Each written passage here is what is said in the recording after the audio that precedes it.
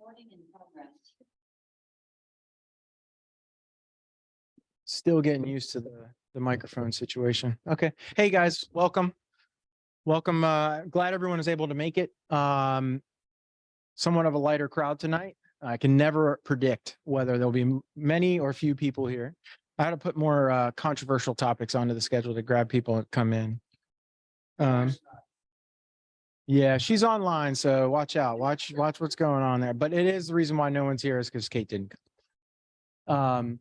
So welcome. As usual, I just want to remind everyone that we're doing it live and virtual. So we're this is being recorded on Zoom, and it'll be up on our website a few days after it's over, and on our which connects to our YouTube channel. Okay, so tonight we're going to just give a few updates as we do each month, and then we're going to get into the one and only topic of conversation tonight, which is local journalism. And I'll get to that in a few minutes. So let's just skip right to the next slide there, David. Okay, so the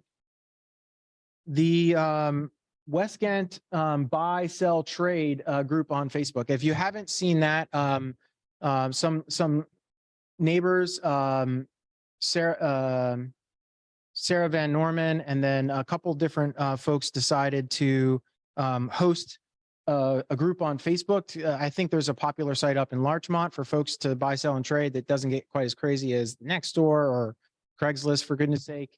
So if you haven't signed up, there's already stuff on there. Lots of Sharo stuff for sale if you're interested.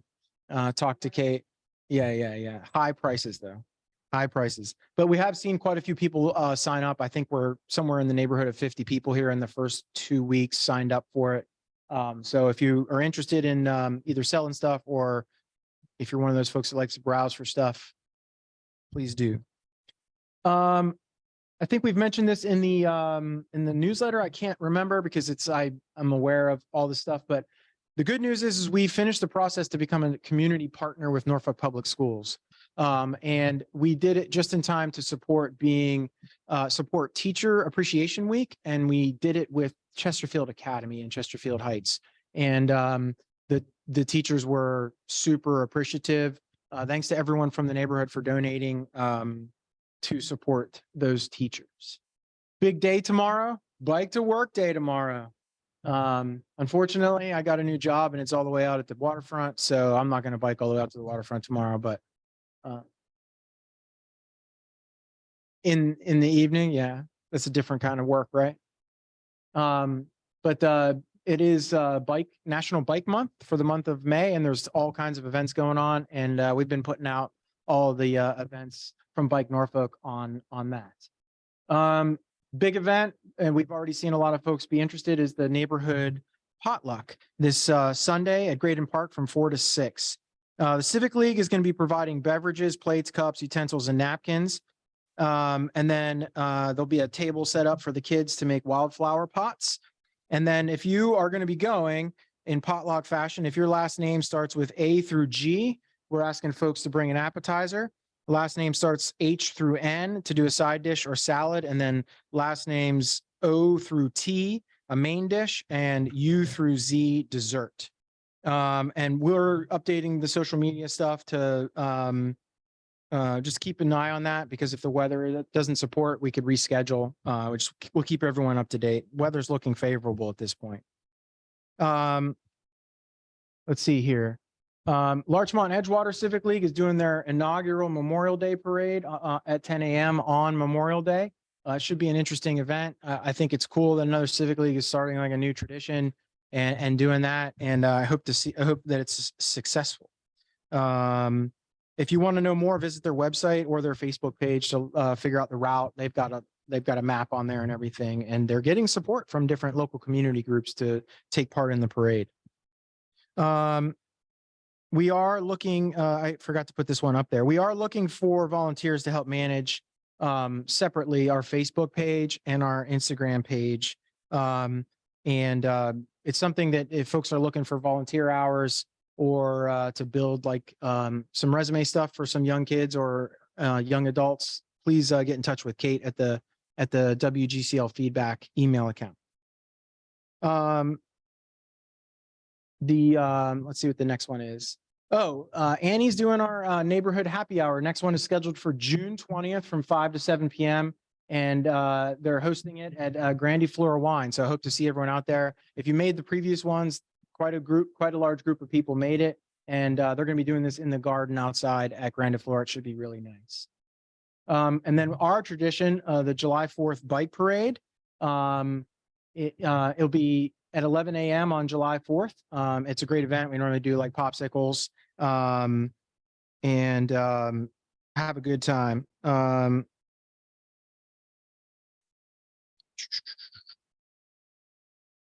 Oh, and we've gotten good progress on our street sign painting project. We're somewhere between a third and halfway done with the neighborhood.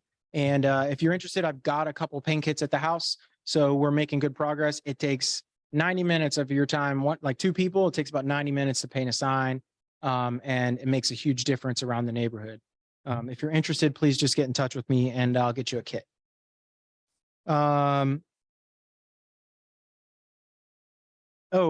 Kate has been working with the Chelsea Business Association. We're proposing doing some like welcome to the neighborhood packs to do like some just helpful information for folks that move in, and then work with the businesses in Chelsea to do some promotional deals for like, hey, welcome to the neighborhood, some sort of either free appetizer or a discounted meal or something to just welcome people to the neighborhood. And then our next Adopt a Spot is on July 15th. The last one was probably our most well-attended one yet. And it was on Earth Day. So huge amount of participation. Thanks everyone for doing that, and look forward to seeing you on July 15th at 10 a.m. And the last one is the big news from the neighborhood. Last night was the school board meeting. And the background is where the school division is looking to do what's next for Maury High School. And back in December, they had a vote to adopt one of the plans that I think it's called HBA Architecture had proposed. One was renovating the existing Maury High School and going back in there. The other one was building a new one. And there's just 3 different options. And then some local companies in December submitted an unsolicited bid to add additional possibilities to the circumstance. And then by state law, there's a process that the school division had to follow to consider whether or not to accept the unsolicited bid or to reject it. Last night, the school board unanimously accepted the unsolicited bid. Now, the process going forward, and Ryan can keep me straight here, the process going forward is they have to now open up that bidding process to additional firms. And I think they didn't specify last night, which is, we'll get to that in a second. We are trying to encourage the school division to engage the community in a much more wholesome manner. There's a lot of mystery surrounding what's going on process-wise. We didn't want to know what all the finite details were of the unsolicited bid, but we wanted to know from a process perspective what they're doing, when's the next decision point. So to go back a step here, it was announced on last Friday at the Ghent task force meeting over at the Howard Hanna office by the school division, the school board chair, that we were having a vote on Friday last night about the future of Maury High School. There was no advance notice given, give very short notice for people to provide their feedback. And so we continue to provide very vociferous feedback to our school board representatives about the lack of transparency and forethought in the process. And so we're going to continue to do that. We don't have a clear understanding of what's next, but we will say that it is a good sign that they took speaking to one of the 2 school board members and communicating to the other one via email. They were inundated with feedback on this topic. And so I think they got the message that there needs to be more community engagement on this. So for now, I think it's a 90-day process of opening it up to other companies for bids, but we're not sure. When we find out more, I'll be the first to tell you. We'll get the word out via the newsletter or just the standalone email update to the community. If you have any questions, please pipe in and because between Ryan and I think we know a fair amount about what's going on. But and Steve? Yeah.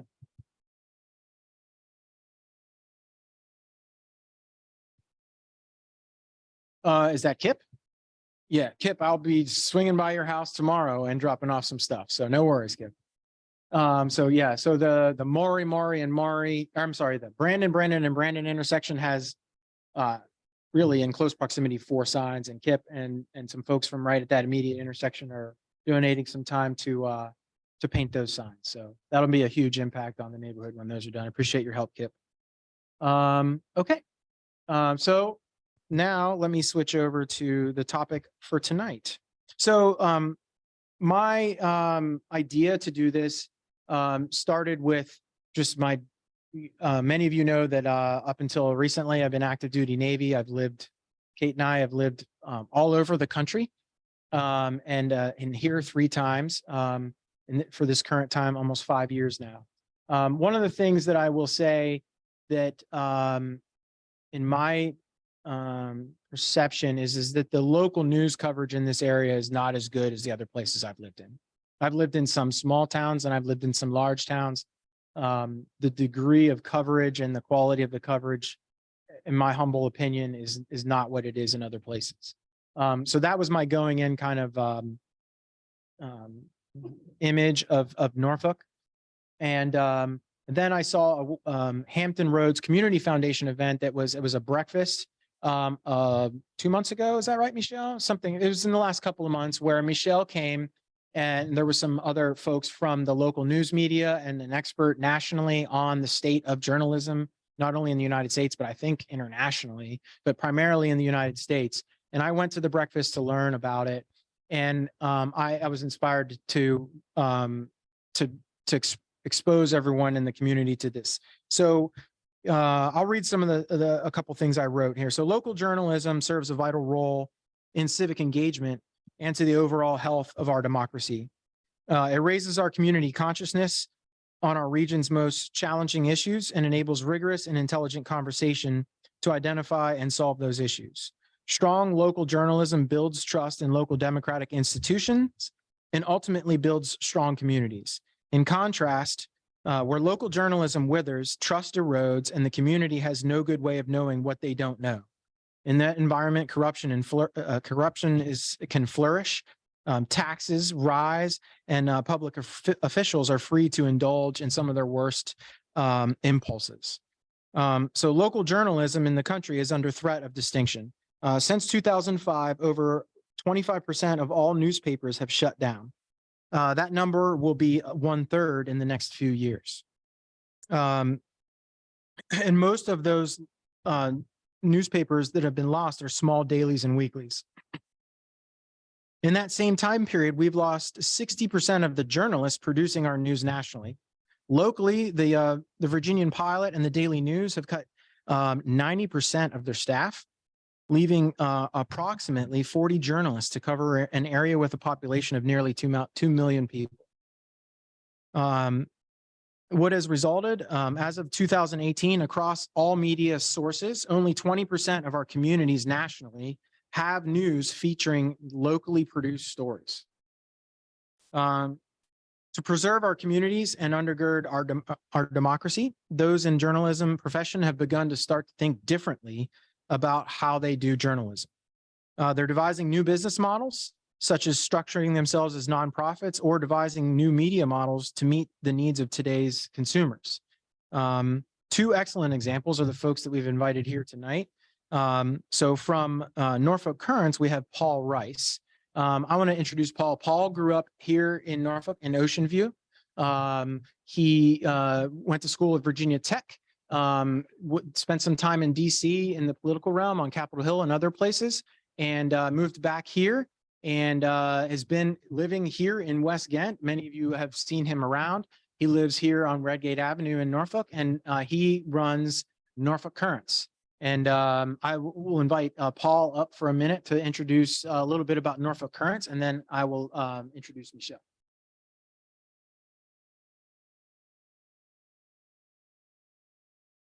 Hey, y'all. Thanks, Scott, for the great intro.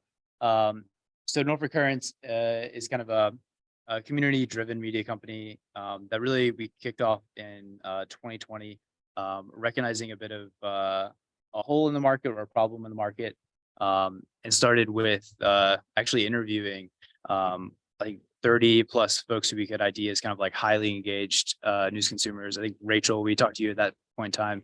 And then another 30, 35 folks who were younger and, people who would want to be engaged, but were having difficulty and not really making those ends meet.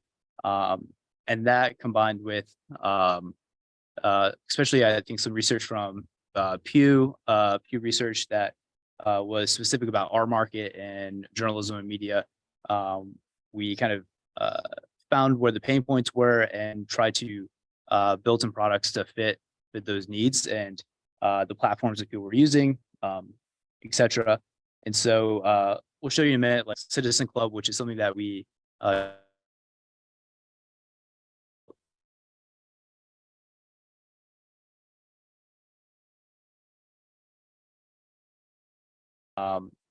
sustainable immediately. So started with what we call the daily event rundown. So every day on our Facebook and Instagram stories, we're sharing like every single event that we could find happening in Norfolk before 7:30 in the morning. So you can flip through really quickly on those stories. They kind of expire every 24 hours. So kind of a different format for media, not something that we see a lot of folks doing recurring publishing in that format.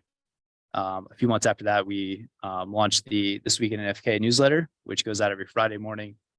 There's typically in the realm of like 150 to 200 links from all over the city, things that are news and community related, cultural and the arts. There's small business and commerce and huge section of events for that weekend coming up. As well as like food specials and interesting things happening in the food beverage world. And we launched since, I guess, April of 21, original articles and video, and been trying to, I think, right size that and grow that. Don't have it listed here, but we also have been supporting a lot of our operations with merchandise sales. So we have a lot of individual designs for specific neighborhoods and kind of interesting cultural things from Norfolk specifically. Yeah, and then we've recently kicked off doing a podcast and still trying to find the right format and fit for that. But yeah, and then if we want to go, we can talk to you about Citizen Club, which is something we launched in March 15th. And so for people who want to support us and help us to kind of grow and do more content that will be publicly accessible, you can be a member of Citizen Club and get access to a lot of exclusive content that will show you local business perks and hopefully a lot more coming soon.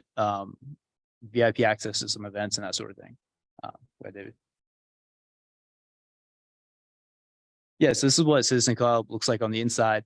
You've got a news feed there, so we're curating news from all the different outlets across the Hampton Roads in Virginia when it's relevant, and even bigger outlets like New York Times and Washington Post when they cover local topics.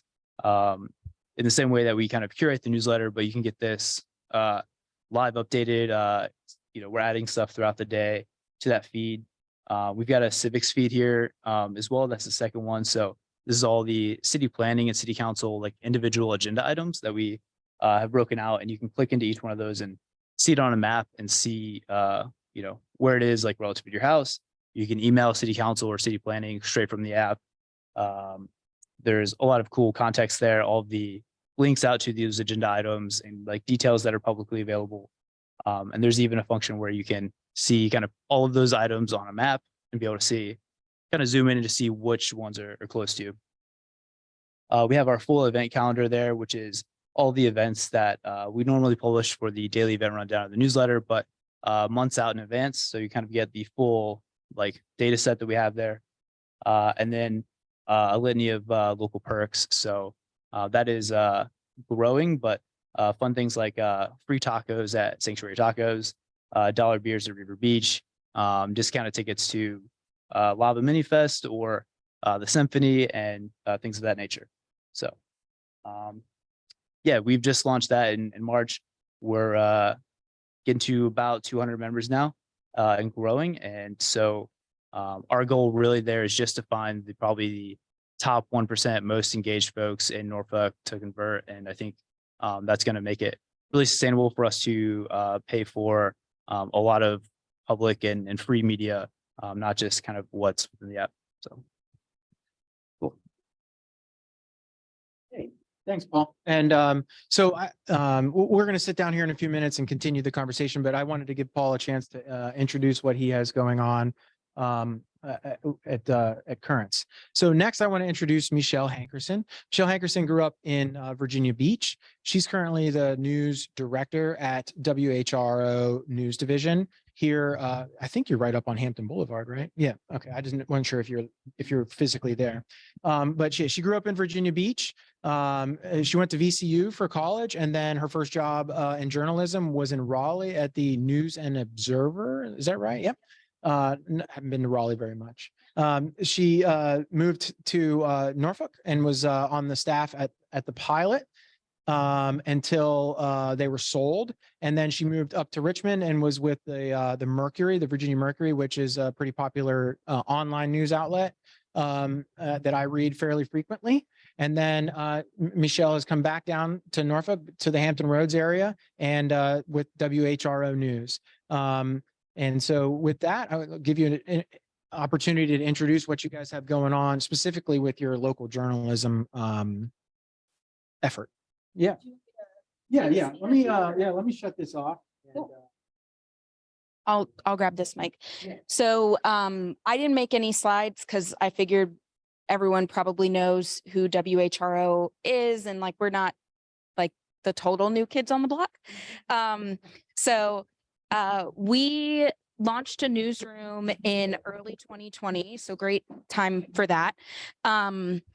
This was something that our current CEO, Bert Schmidt, always wanted to do for like the 17 years that he has been at WHRO. He's wanted to do this. He didn't have the money. They were able to work out a leasing agreement. The great thing about WHRO is that we have a lot of different assets. So we have the radio side, we have the TV side, we have our education department, we have actual physical infrastructure. So he was able to execute a rental agreement on our spectrum. It's just kind of like renting invisible space for companies to use to send messages. I think we rented it to Verizon. It was a 17-year contract for about $250,000 every year for the next 17 years.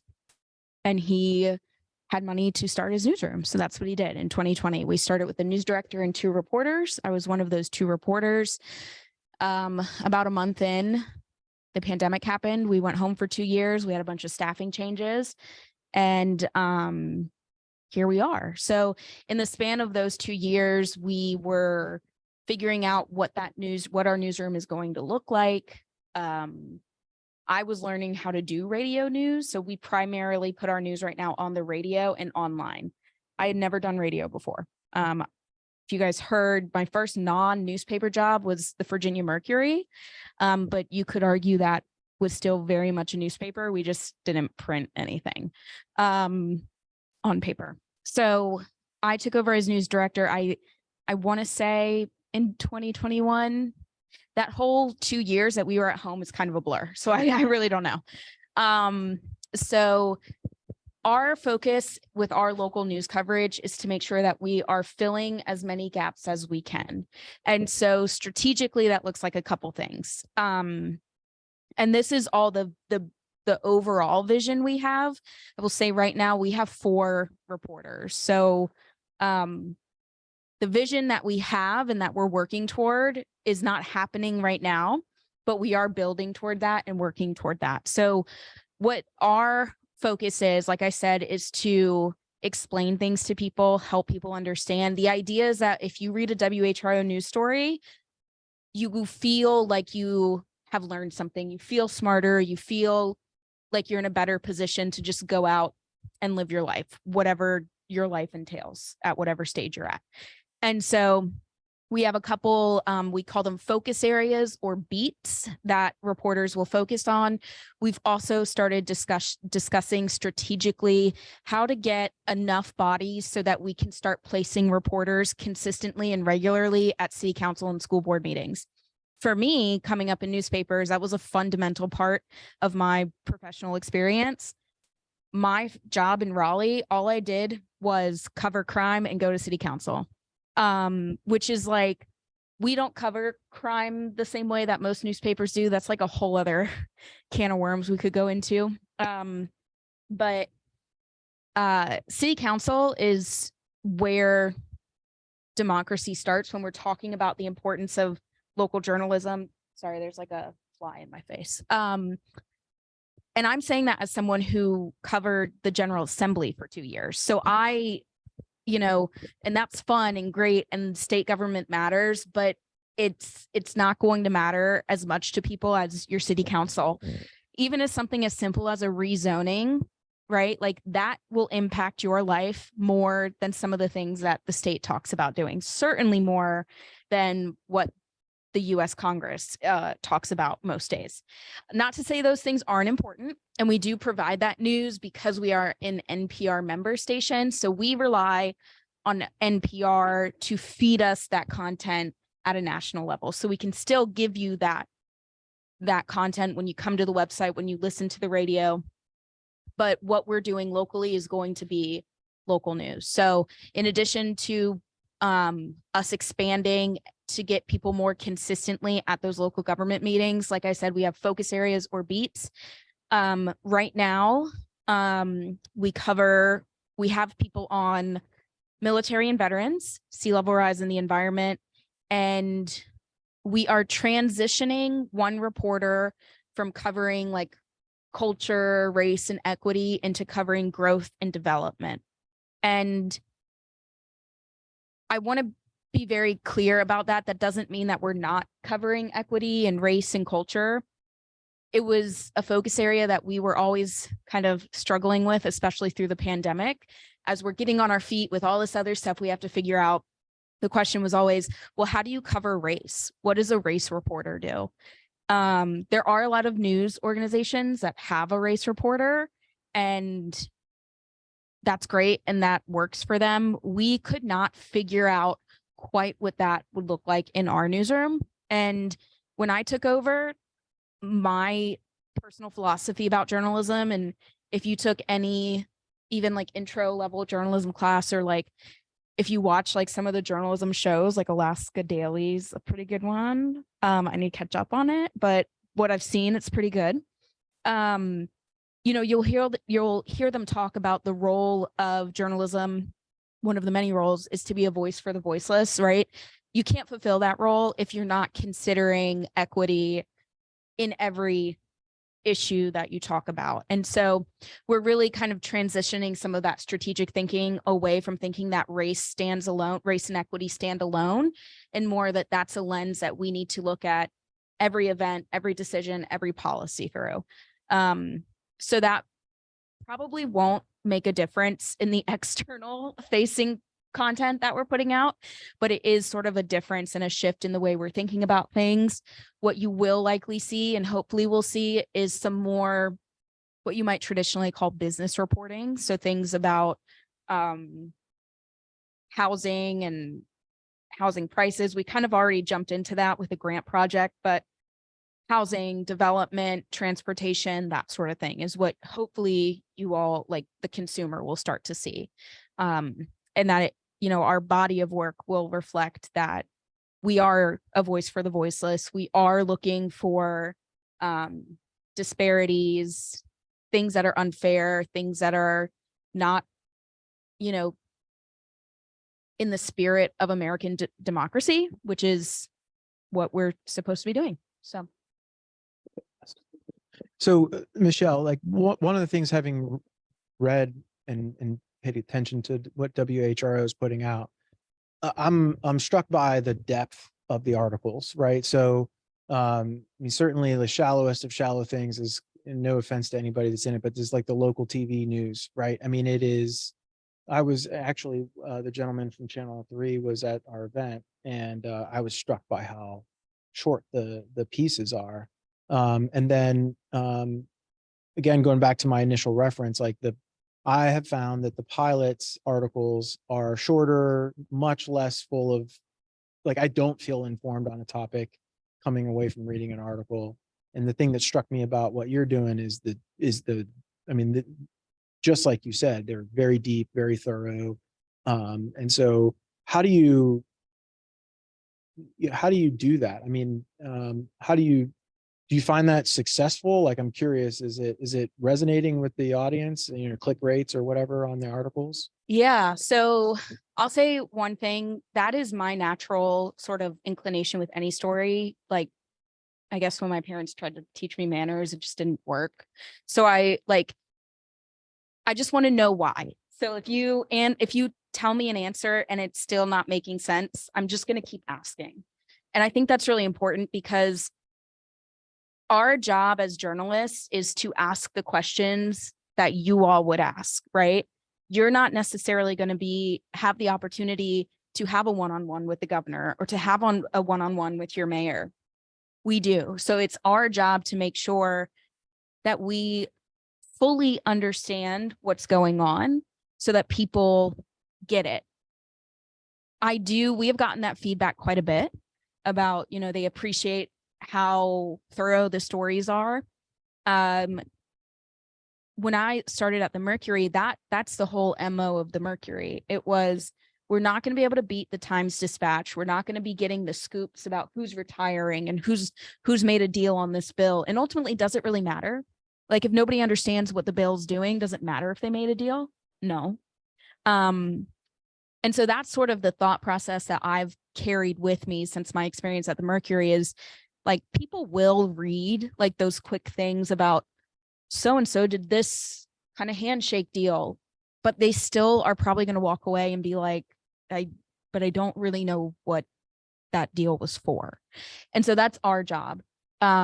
Especially as we're building the newsroom and building kind of awareness of our newsroom, we want to make sure that people feel like they're getting something from us. We're not going to get a lot of scoops right now. We just don't have a lot of reporters because we have to cover so much. Our source relationships, most are not as deep as you need to get a lot of scoops. But what we can do is when that event happens, we can be ready to come in immediately with what they call in journalism the second day story, which is explaining to you what it means, why it happened, how it happened, what happens now. And so that's really what we try to focus on. We get click like rate things, but because we're so new, we don't really know what's normal and what's not. I will say an example of something that I think really illustrates that this method works for us is maybe 2 weeks ago, the Newport News School Board responded to Abby Zwerner's lawsuit about them allowing an unsafe workplace. They responded saying this is a workman's compensation issue. It's not us. And we immediately in the newsroom were like, that can't be right. Like, could workman's comp really cover this? Like, that is so crazy. And so we figured if we thought that, there's probably other people asking that same question. So instead of like falling over ourselves to try to like report the same story with the same details from the same filing, we reached out to some lawyers and just asked them, is this actually how Virginia law works?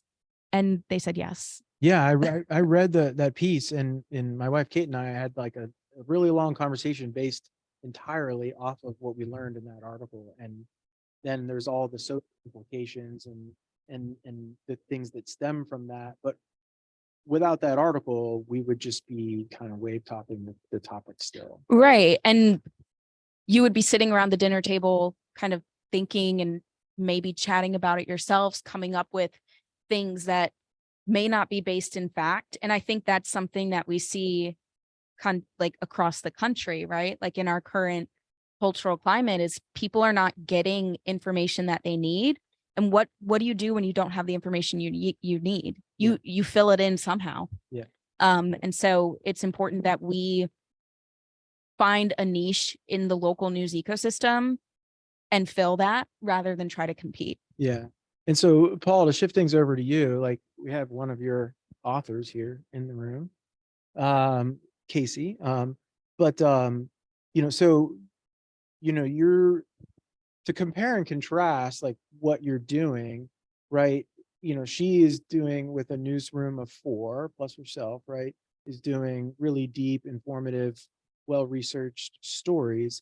What I find that, as you talked about, is like you're truly like, what is on the agenda for city council this week? And like, because if you try to go in and poke around on these websites, like, I mean, Ryan and I were trying to figure out what was going on with the school board this week, right? And it takes a trained eye to go in there. And the thing that it's a different kind of civic engagement that you're doing, but I could argue not less important, right? Which is like, what are the things that are coming up? What are the root documents? How do if you want to talk to your local representative? Oh yeah, here's their email address. Just click on this and shoot them an email, right? And but then you juxtapose that with some of the originals that you put up. I think I see one original at least maybe once a week or every couple weeks. I'm seeing, and these are long, multi-part pieces in some cases, right? Yeah. Yeah, and there tend to be more, am I right? So what can you cover some of the topics of like what your originals have been in, like what beats or what functional areas? Yeah, I think we've been a bit, all over the place. We've with the city council stuff, we've tried to give folks a toolkit where they can, I think too with the newsletter, where they can know kind of everything that's going on and try to engage how they want to engage. With our coverage, we've tried to pick up the stories that we think are important for that are maybe being missed, and also that I think are important for the perception or reputation of Norfolk. I think that there's so much happening here that just I think isn't always reflected. And you mentioned the TV news. We did a couple of articles on the nightlife and nightclubs over the summer, and at that time I went and looked at Wavy and WTKR, which we're usually scanning and for articles, and I think 13 as well, and like something like 75 to 80% of the articles there were just about crime and house fires. And so Yeah, and th- they're and, like 3 sentences long. yeah, but Yeah. just 80% of the things that are going on in the city aren't that. So been trying to highlight things we think are notable that's going on, and things that are just lesser known about, to help folks engage and have a sense of identity and belonging to the city. I've always been impressed when Norfolk Current started. One of the things that folks who were already sort of in the WHRO like bubble, they were like, oh, I would love like arts and culture coverage. And I was like, we just don't have a reporter to do that and to really do it justice, right? Like managing a calendar of events actually takes like quite a bit of manpower. Or some good software too. Yeah, which like we don't have the money for the software.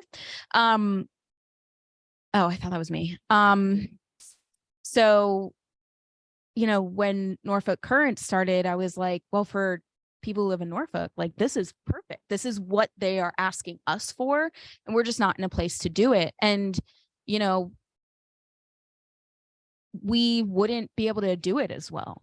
Even if I had a person dedicated fully to just managing, getting a calendar up, letting people know about events, it is a lot of work. It is super useful, but it's just not something that we could invest in when we started. And since Norfolk Currents popped up, we're sort of like, there's already someone doing it better. So, if you expand to other cities, that would be great. Yeah, I think part of you mentioned doing that on a regional level would be really difficult. There's things like doing the daily event rundown where we post every event going on that day on Instagram.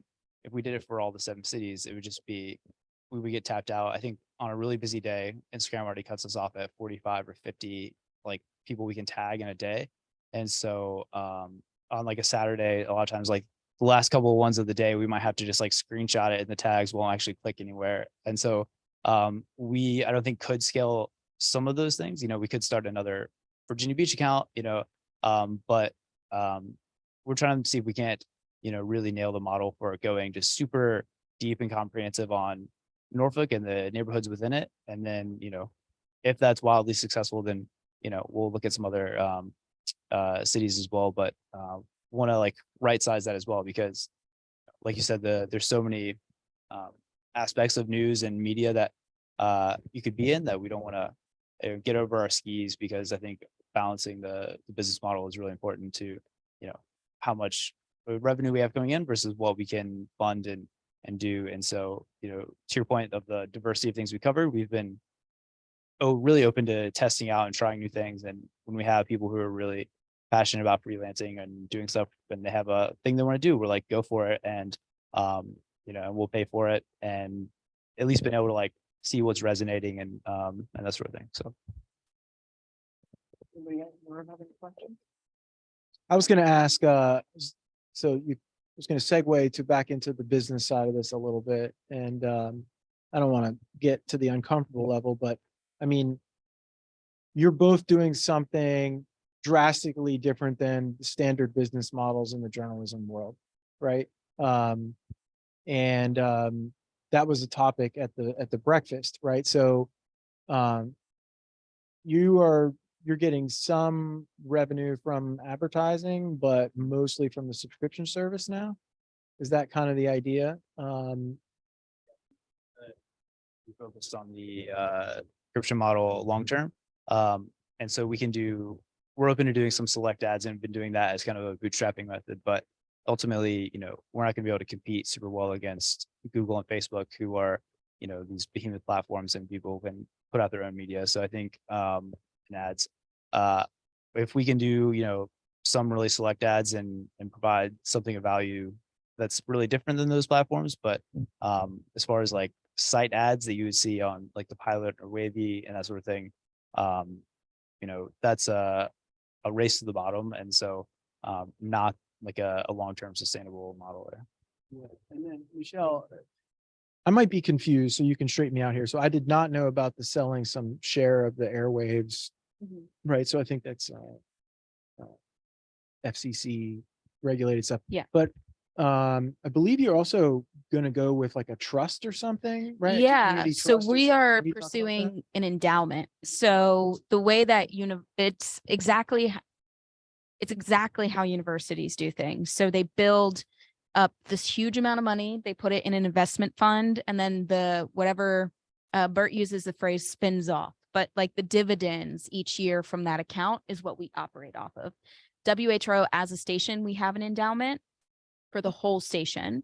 And then for the newsroom, Bert is working on building an initial $20 million newsroom endowment, which will provide us like $800,000 to $1 million a year for operations, which would include salaries.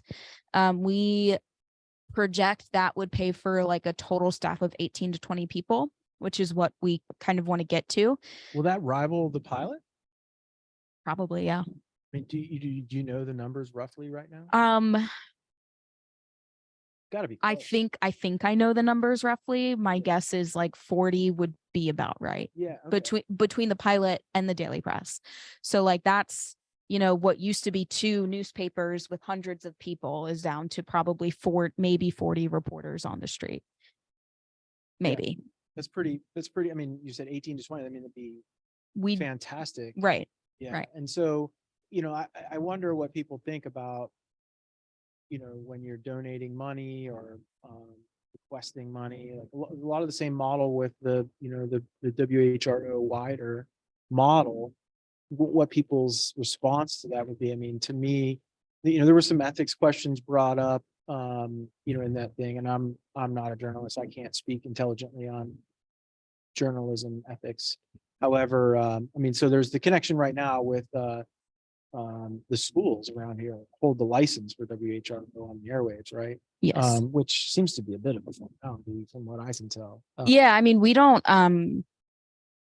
I don't go to, they have the, it's the Hampton Roads Educational Telecommunications Association.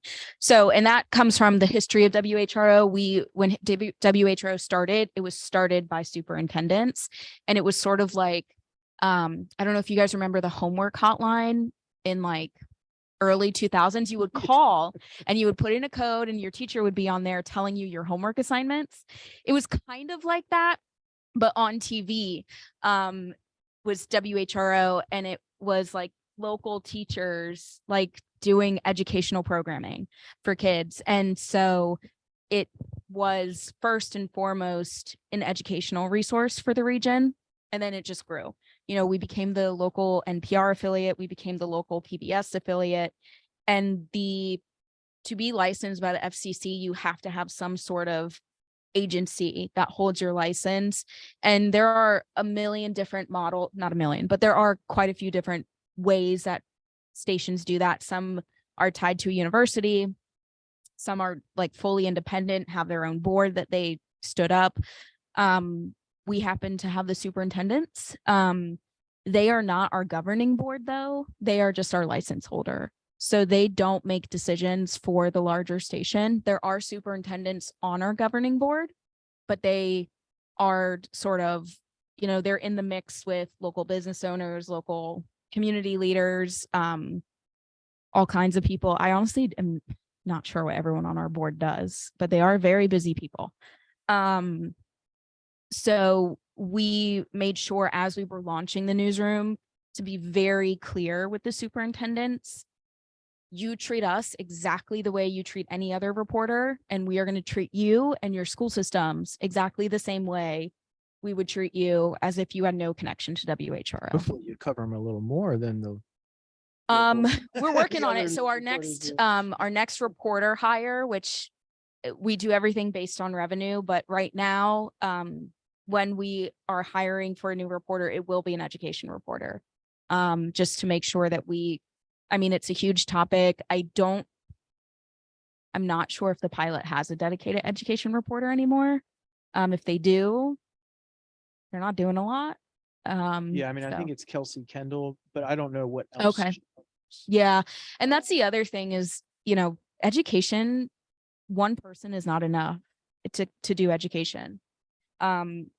In a perfect world, and if we can raise enough money, I would love to have like an education team, because that's really what it needs, between just all the school districts that we cover, but also understanding education policy and the way that school boards operate and the way that our local school districts interact with our state education bureaucracy. It really takes a team, and that's not even to get into higher ed. Yeah. So And it's different here in Virginia too, in my experience, where there's this interaction between the school board and the city council, Mhm. and then the school board. because they don't have state taxing authority. Yeah. School board, et cetera.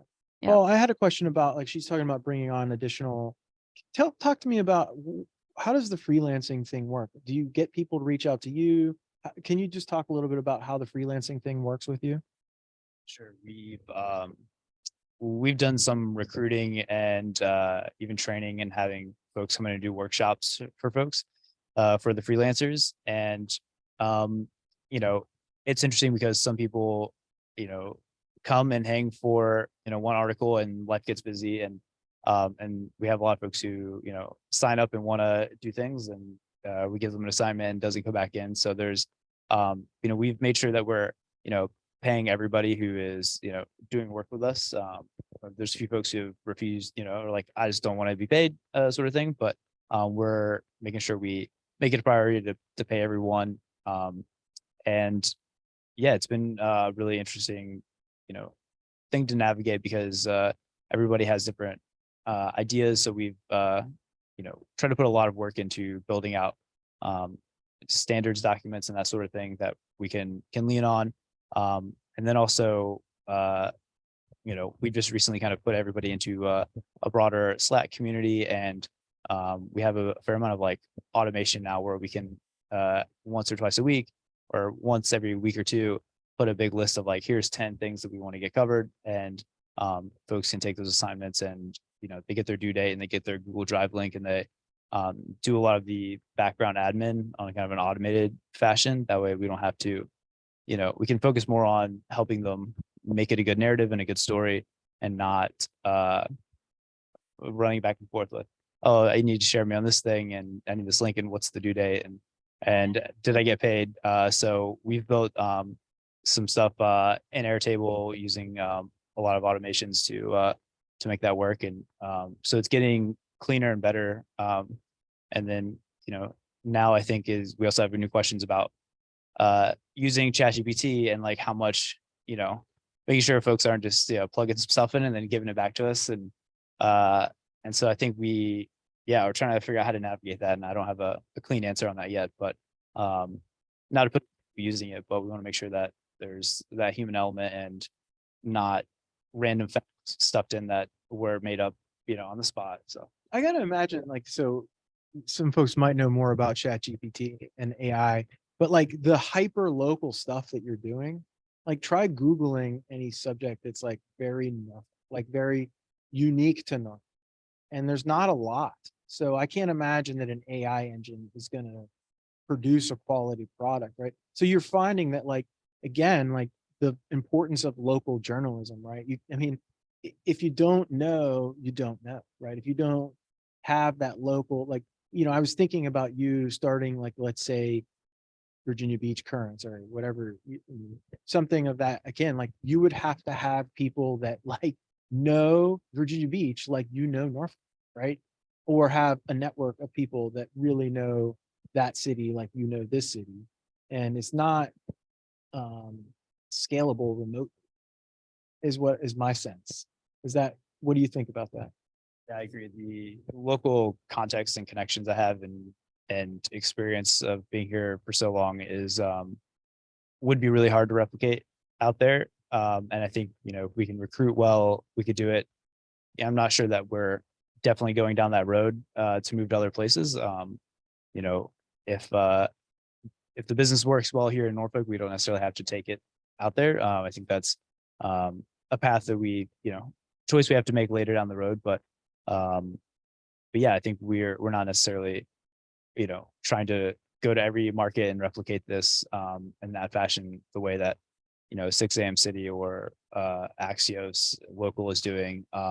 Because they have raised a lot of capital and are just, bombarding every metro in the country with their own local newsletter and events listings and that sort of thing. And it's so it's interesting to see that play out in other places and be like, oh yeah, I don't want to be that, because that's feels gross kind of.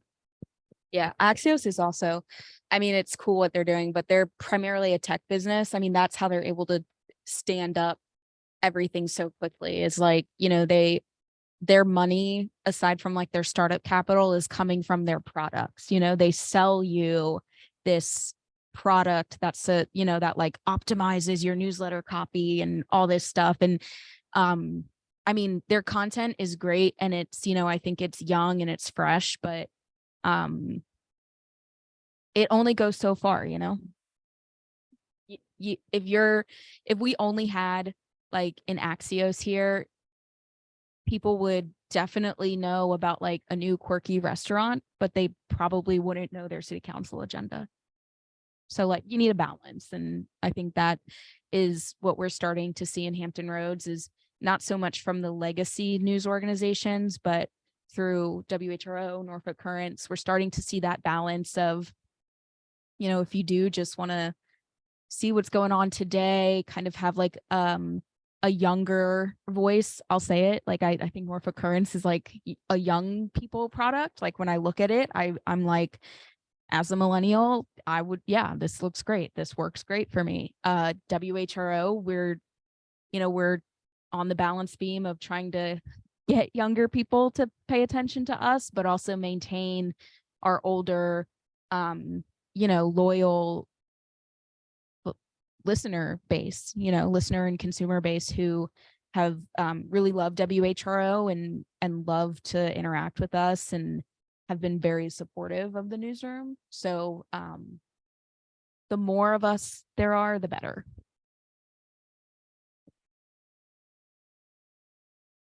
Your favorite show on So WHR? What do you love to listen to the most? I will say, so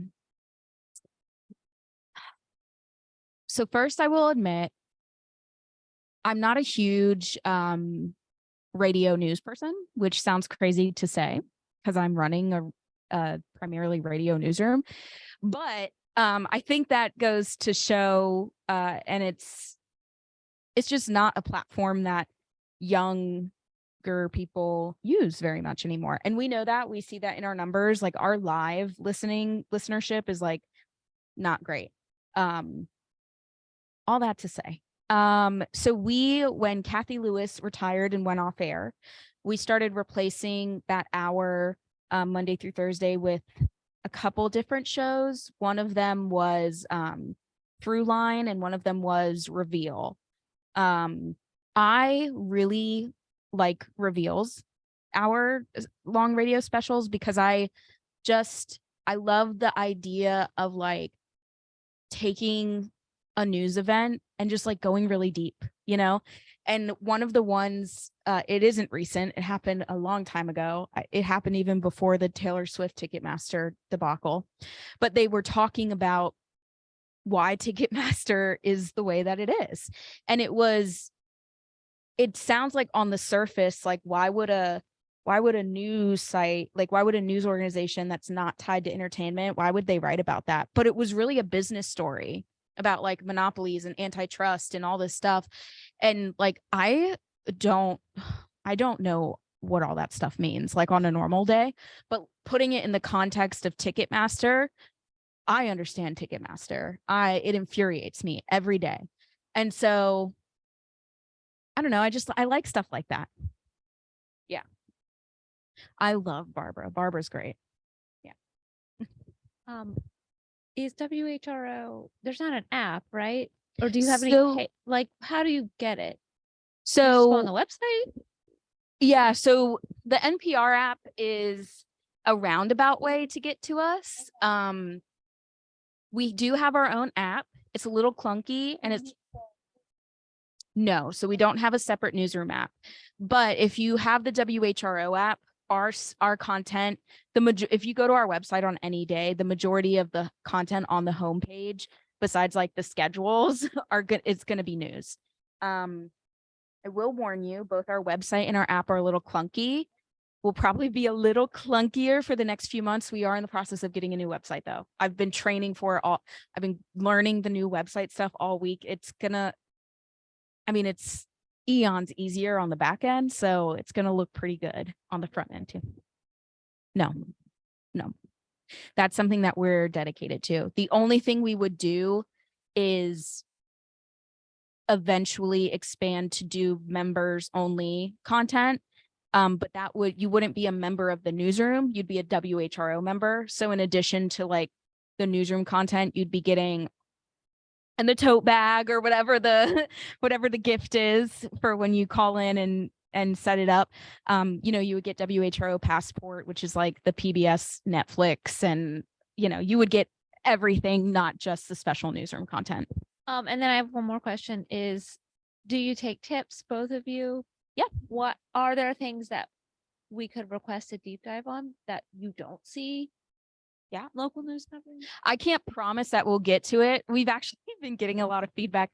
People have been like, I've been calling you and no one calls us back. And I'm like, I'm sorry.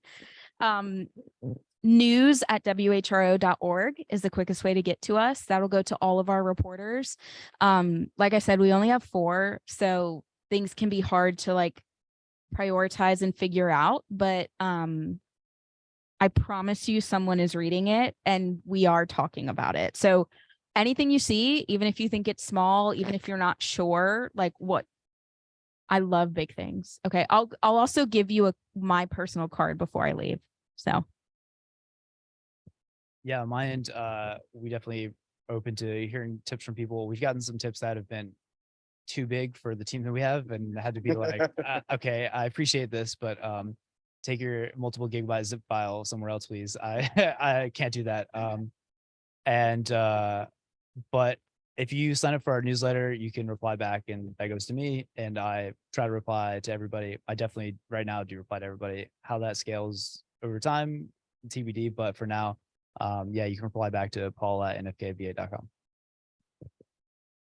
Yeah, earlier you mentioned the word, it's kind of a race to the bottom, but Michelle, do you find any pressure to kind of meet people where they are in terms of like delivering video as content, or are you guys pretty safe in your model of delivering both radio as well as more closer to print journalism, but not in a print form, or is there kind of a pressure to change for demographics? No. And partially that's just because we have really solid leadership. But I will say, as a journalist who I don't have this job because I just want to clock in, clock out, get a paycheck. I have this job because I believe in the importance of journalism and I believe in what we do. And so there is kind of an internal pressure to always be thinking, is this the best way to present this information? Is there a better way? Who needs this information the most? And what is the easiest, quickest, most straightforward route to getting them? And there's always conflicting reports, right? Like there was a report in Current, which is kind of the public media industry trade magazine, where I think it was today that they were saying broadcast is pointless. Like don't invest your time and resources in broadcast anymore. Focus just on digital. Like public media needs to focus on being a digital, not only, but primarily a digital platform, which is very much exclusive of putting things on air, right? So that always is sort of do we not restructure, but do we reconsider how we're spending the reporter's time? Should they be spending so much time scripting an on-air piece versus putting together a really nice, beautiful, photos, graphs, videos online?